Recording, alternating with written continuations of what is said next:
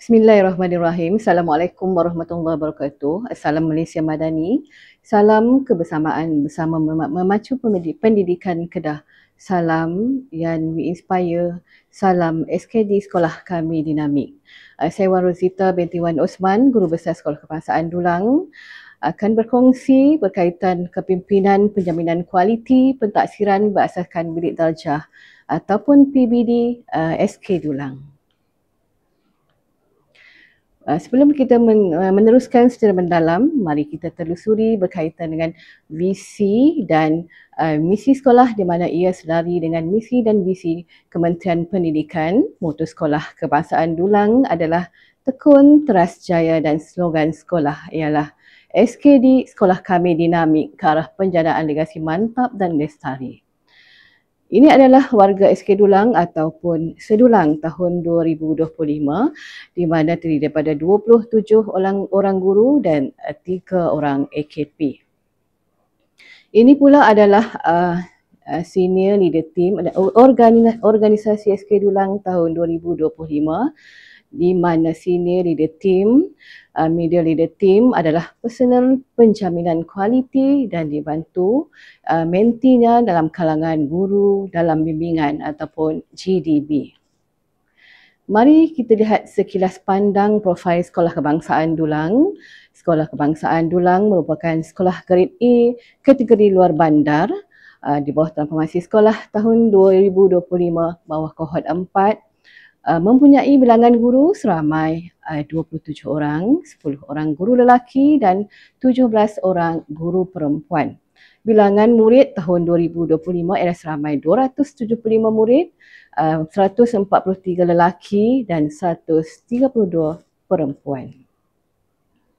Slogan kami, sekolah kami dinamik ke arah penjanaan legasi mantap dan lestari. Sebelum penjaminan kualiti dijalankan di Sekolah Kebangsaan Dulang dan untuk menjadikan penjaminan kualiti lebih berkualiti, kami telah membuat analisis SWOT yang terdiri daripada kekuatan, kelemahan, peluang dan ancaman. 5 kekuatan saya dapat kenal pasti iaitu kekuatan yang pertama ialah komitmen tinggi pihak pentadbir dalam memantau dan membimbing pelaksanaan PBD di sekolah ini, dan kekuatan yang kedua ialah guru semakin mahir menggunakan rubrik TP, evidence dan rekod pentaksiran. Kekuatan yang ketiga ialah struktur organisasi PBD di sini adalah jelas termasuk jawatan kuasa, jadual pemantauan dan SOP. Dan kekuatan yang keempat ialah budaya PLC aktif, membolehkan guru berkongsi amalan terbaik pentaksiran. Dan kekuatan yang kelima ialah sokongan dokumentasi lengkap seperti RPH, DSKP, template pemantauan dan instrumen rubrik. Kelemahan yang dapat saya kenal pasti di sekolah ini ialah yang pertama, ketidaksamaan kefahaman antara guru mengenai standard TP dan penggunaan evidence. Yang kedua, beban kerja pengurusan evidence menyebabkan beberapa guru kurang konsisten. Kelemahan yang ketiga ialah pemantauan tidak seragam antara panitia mengakibatkan variasi kualiti. Kelemahan yang keempat, masa PDP terhad untuk menjalankan pentaksiran formatif secara mendalam. Dan kelemahan yang kelima ialah pelaporan kepada ibu bapa kadang-kadang kurang jelas atau tidak seragam. Okey, peluang boleh dapat kita dapat baca di situ. Kita mendapat dorongan daripada pelbagai pihak ya. Dan ancaman yang paling utama sekali, yang pertama ialah persepsi ibu bapa yang masih mengutamakan peperiksaan tradisional. Ancaman yang kedua ialah ketidakkonsistenan guru baharu yang kurang pengalaman dengan PBD. Dan ancaman yang ketiga adalah kekangan infrastruktur ICT menyukarkan pelaksanaan evidence digital. Dan ancaman yang terakhir ialah perubahan dasar secara mendadak yang boleh menjejaskan kesinambungan pelaksanaan penjaminan kualiti di sekolah ini. Sesungguhnya pemimpin penjaminan kualiti mensasarkan kepada 4P. Pemimpin penjaminan kualiti di sekolah yang pertama ialah guru besar iaitu saya sendiri, di mana saya bertanggungjawab secara keseluruhan untuk memastikan pelaksanaan PBD di sekolah mengikut prosedur dan garis panduan yang ditetapkan. Dan tanggungjawab saya yang kedua ialah memimpin jawatan kuasa penjaminan kualiti di peringkat sekolah. Pemimpin penjaminan kualiti yang kedua di sekolah ialah penolong kanan pentadbiran, di mana penolong kanan pentadbiran membantu PGB dalam penyelarasan dan pelaksanaan harian, termasuk memantau aktiviti pentaksiran dalam bidang masing-masing.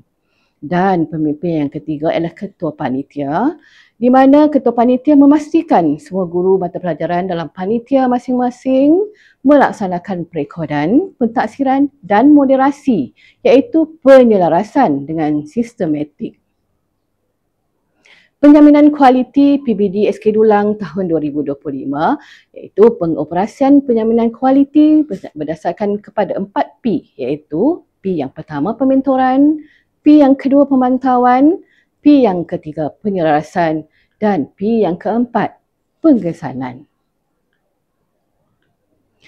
Ini adalah fail induk penjaminan kualiti PBD di Sekolah Kebangsaan Dulang, iaitu partitionnya bermula dengan carta organisasi penjaminan kualiti yang kita pamerkan di corner PBD sekolah. Yang kedua, buku panduan yang kita gunakan, ada 4 buku panduan yang kita gunakan, iaitu yang pertama Panduan Pengurusan PBS edisi 1 tahun 2025. Yang kedua, Panduan Pelaksanaan Pentaksiran Bilik Darjah PBD edisi kedua tahun 2019. Yang ketiga, Dokumen Panduan Penjaminan Kualiti PBS Lembaga Peperiksaan 2014. Dan yang keempat, saya semak lampiran A, B dan C. Partition yang ketiga ialah bukti penataran penjaminan kualiti yang dijalankan setiap tahun, dan partition yang keempat ialah bukti pelaksanaan 4P penjaminan kualiti yang dikutip daripada semua ketua panitia. Dan yang kelima, pelaporan penjaminan kualiti. Yang keenam, mesyuarat penjaminan kualiti peringkat sekolah yang diselit sebagai agenda dalam minit mesyuarat kurikulum 4 kali setahun. Dan seterusnya, analisis SWOT penjaminan kualiti. Dan yang terakhir, takwim atau plan operasi penjaminan kualiti PBD di peringkat sekolah. Personal penjaminan kualiti di SK Dulang terbahagi kepada 2, iaitu personal dalaman yang terdiri daripada saya sendiri, guru besar, penolong kanan, ketua panitia dan guru akademik yang dilantik dalam kalangan guru-guru yang grade GG12. Personal penjaminan kualiti luaran pula terdiri daripada pegawai pendidikan daerah, timbalan pegawai pendidikan daerah, pegawai SIAC Plus PPDian dan rakan sekolah. Jawatan Kuasa Penjaminan Kualiti SK Dulang untuk tahun 2025 kita paparkan dalam buku takwim dan pengurusan sekolah pada muka surat 45. Penjaminan kualiti di SK Dulang telah merujuk kepada 4 dokumen, iaitu dokumen yang pertama, Panduan Pengurusan Pentaksiran Berdasarkan Sekolah PBS edisi 1 tahun 2025. Dan yang kedua, Panduan Pelaksanaan Pentaksiran Bilik Darjah atau PBD edisi kedua tahun 2019 dan dokumen Panduan Penjaminan Kualiti PBS Lembaga Peperiksaan 2014 dan senarai semak ABC, di mana A adalah lampiran senarai semak guru besar dan penolong kanan, lampiran B senarai semak ketua panitia, dan lampiran C adalah senarai semak guru mata pelajaran. Seterusnya, supaya penjaminan kualiti di sekolah ini lebih berfokus, kita mengadakan takwim induk pentaksiran bilik darjah tahun 2025, di mana aktiviti yang dijalankan adalah pentaksiran bilik darjah berterusan, pentaksiran pertengahan tahun atau ujian pertengahan sesi akademik, perekodan dalam IDMI, penyerahan pelaporan PBD kepada waris, ujian akhir sesi akademik, pelaporan dan moderasi akhir tahun, penghantaran evidence dan rekod dan kemaskini fail PBD. Takwim yang kedua ialah takwim PBD pengurusan dan kurikulum, di mana aktiviti yang dijalankan ialah taklimat umum penjaminan kualiti pada awal tahun dan pertengahan dan hujung tahun. dialog prestasi mata pelajaran, taklimat kepada PIBG, pementoran data selari, pementoran pertimbangan profesional, pemantauan penyediaan instrumen pentaksiran dan pemberian skor atau pencerapan PDPC, pemantauan dan bimbingan penambahbaikan instrumen pentaksiran, taklimat penyerasan perskoran atau semakan hasil kerja murid dan dialog prestasi kepada waris. Takwim yang seterusnya adalah takwim PBD Panitia, di mana aktiviti yang dijalankan ialah bimbingan kefahaman PBD atau penjaminan kualiti, perbincangan penentuan tahap penguasaan murid, bimbingan perekodan, bimbingan analisis TP, bimbingan penyediaan pelaporan dan penilaian kesesuaian instrumen. Ini adalah perincian 4P, di mana yang pertama pementoran ialah proses menyampai maklum balas terhadap pelaksanaan PBD. Pemantauan pula adalah dalaman dan luaran dan kawal selia pelaksanaan PBD. Yang ketiga, penyelarasan, memastikan keseragaman penskoran data. Dan yang keempat, pengesanan iaitu mempelbagaikan variasi instrumen atau ubah instrumen berdasarkan data dan menilai instrumen itu sendiri. Mari kita lihat apa itu pementoran. Pementoran adalah membantu, memudah cara dan membimbing meningkatkan pengetahuan dan kefahaman guru untuk melaksanakan PBS mengikut prosedur dan garis panduan yang ditetapkan menggunakan borang PKM 1 dan PKM 2. Ada dua jenis pementoran, iaitu yang pertama, pementoran formal. Di sekolah ini dijalankan seterancang dan berjadual. Dalam mesyuarat kurikulum bilangan 1 tahun 2025, mesyuarat pelaksanaan pentaksiran pertengahan tahun, bengkel pelaksanaan perekodan dan IDMI, mesyuarat penyerahan pelaporan PBD kepada waris, mesyuarat pelaksanaan ujian akhir sesi akademik dan taklimat pelaporan dan moderasi akhir tahun serta bengkel penghantaran eviden dan rekod. Jenis yang kedua ialah informal, iaitu jalankan sebelum, semasa atau selepas pelaksanaan PBS tanpa jadual ditetapkan. Di sekolah ini, bicara sedulang dijalankan setiap hari Senin bila ada keperluan, PLC, Teacher Sharing Session, Lesson Study, Video Kritik, Teacher Sharing Session, Learning Walk, Peer Coaching yang diadakan bila ada keperluan. Seterusnya, dokumen dan instrumen daripada JPN, PPD, penjaminan kualiti digunakan oleh saya di sekolah ini, di mana yang pertama, dokumen yang pertama ialah makluman tarikh perekodan dan pelaporan PBD dalam SPPB bagi akhir sesi akademik tahun 2025-2026 yang pada bertarikh 21/9/2025. Dan instrumen yang kedua ialah kunjung bantu bersepadu pelaksanaan penjaminan kualiti PBD fasa 2 dan senarai semak UASA peringkat negeri Kedah tahun 2025 bertarikh 4/11 tahun 2025.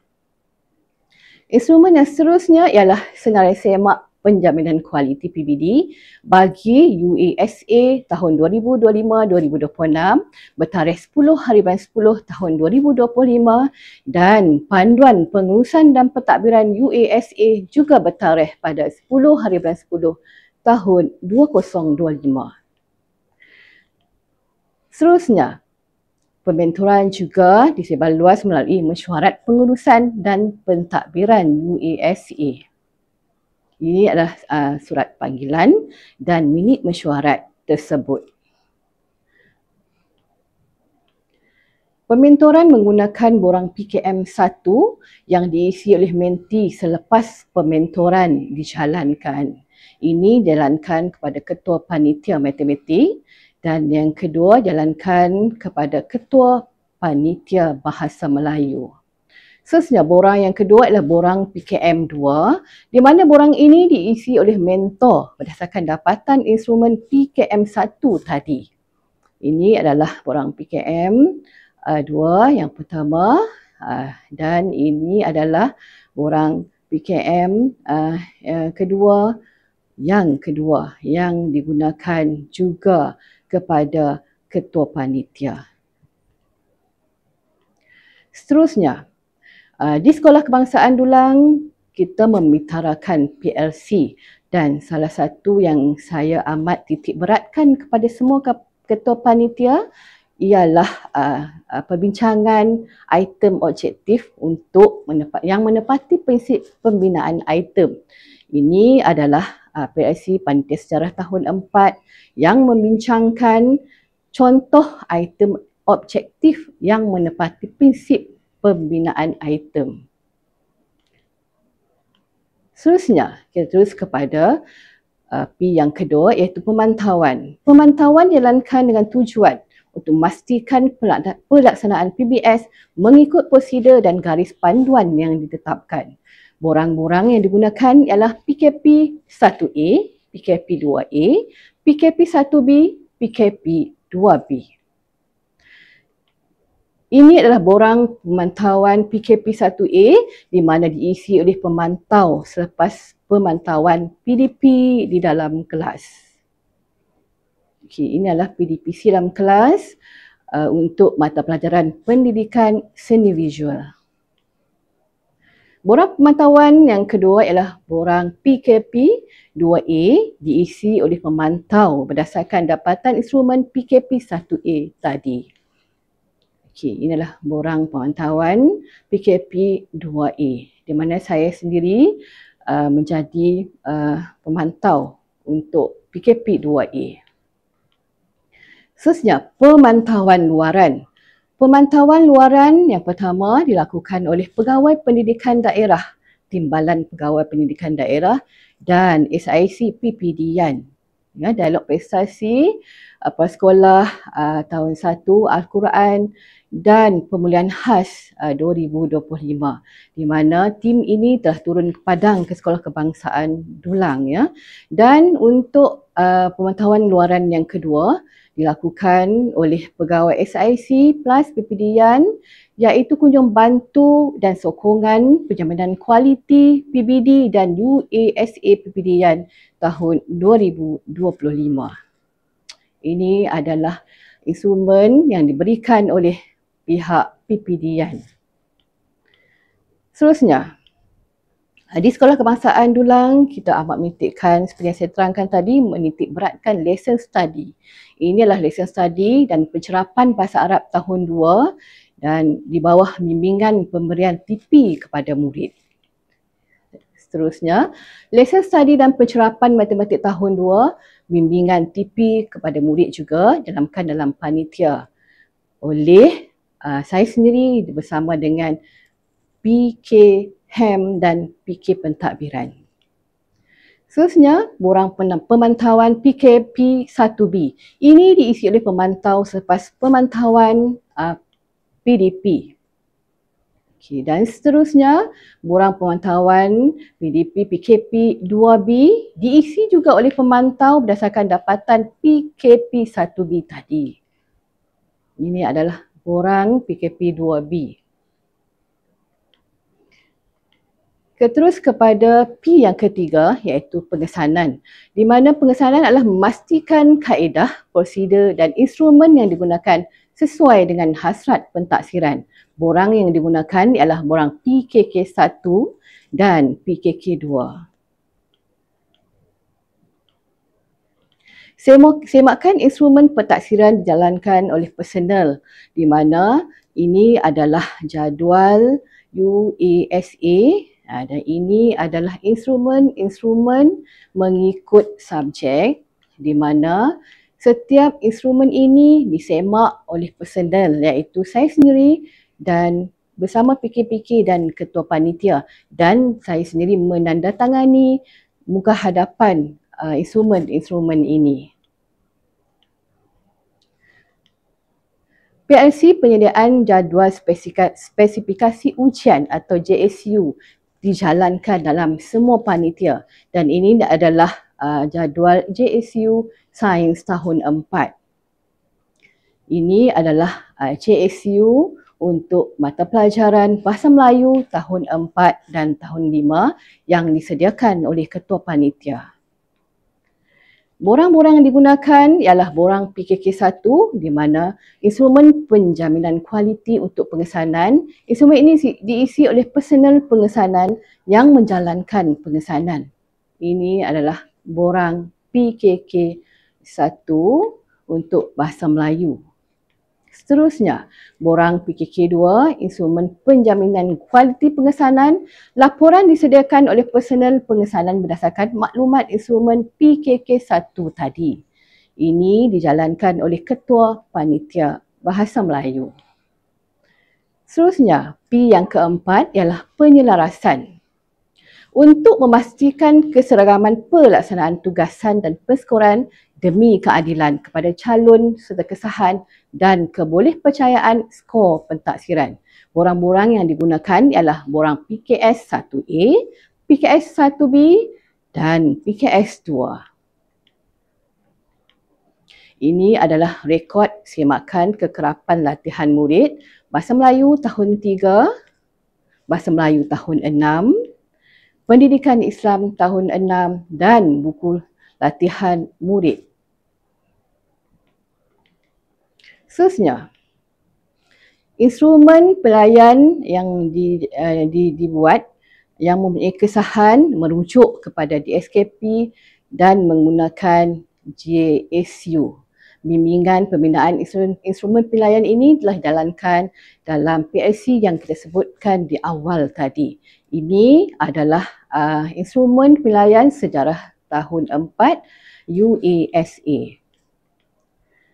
Borang yang digunakan untuk instrumen penjaminan kualiti penyelarasan penskoran antara panduan penskoran pemeriksaan guru dan penyelaras diisi oleh penyelaras dalaman semasa melakukan penyelarasan penskoran hasil kerja murid dan diserahkan kepada penyelaras luar apabila mereka datang membuat penyelarasan.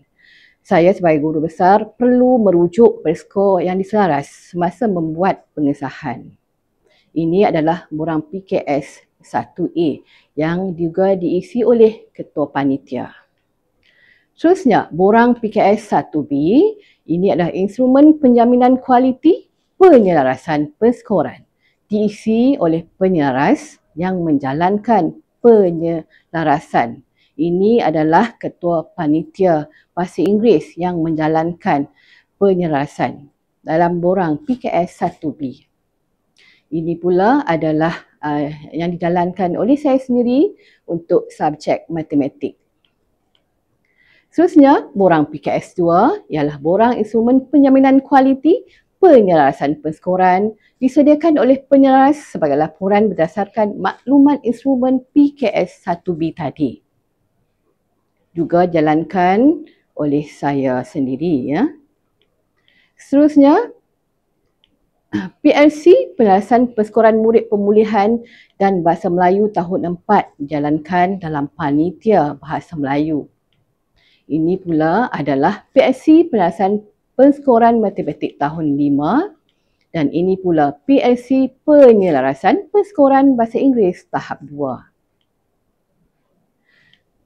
Dialog prestasi PBD penyelarasan TP dan membuat justifikasi murid tidak menguasai tahap minimum iaitu TP1 dan TP2 dijalankan kepada semua guru dan saya juga adalah antara pembentang dialog prestasi tersebut.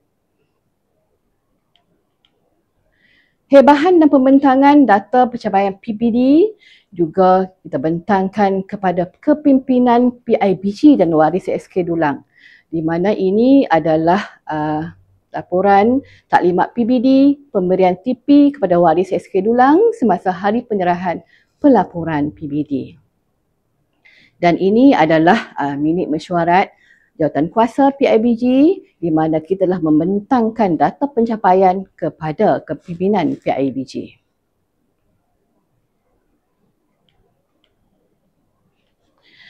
Segala usaha penjaminan kualiti yang dilaksanakan dengan bimbingan kepimpinan fokusnya hanya kepada satu perkara iaitu membangunkan potensi murid melalui pentaksiran yang telus, adil dan berkualiti. Di SK Dulang, saya sebagai pemimpin berusaha membitarakan guru dan menyalakan api potensi setiap murid. Education is not the filling of a pail but the lighting of a fire. Leadership style is often mentioned in organizational behavioral sciences because leaders play an important role in deciding the success of an organization. Sekian, terima kasih.